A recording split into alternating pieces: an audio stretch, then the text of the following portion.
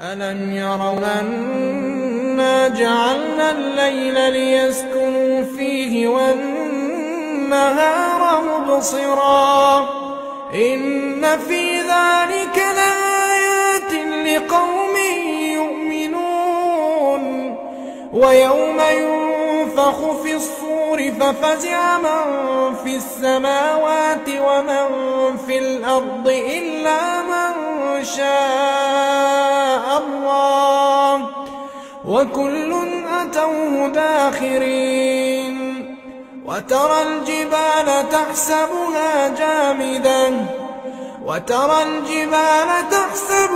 جامدة وهي تمر مر السحاب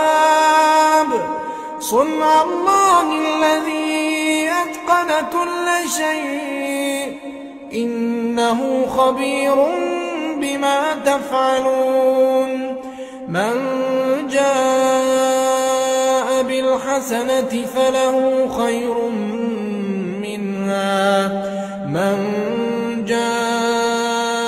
بالحسنة فله خير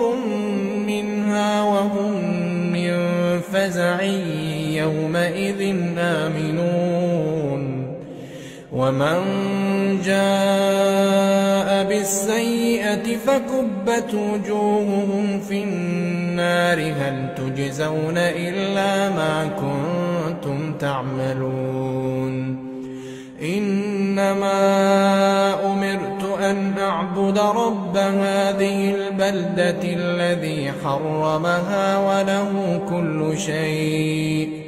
وأمرت أن أكون من المسلمين وأن أتلو القرآن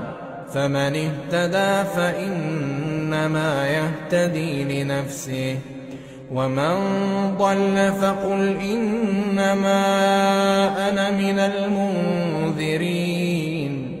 وقل الحمد لله سيريكم آياته فتعرفونها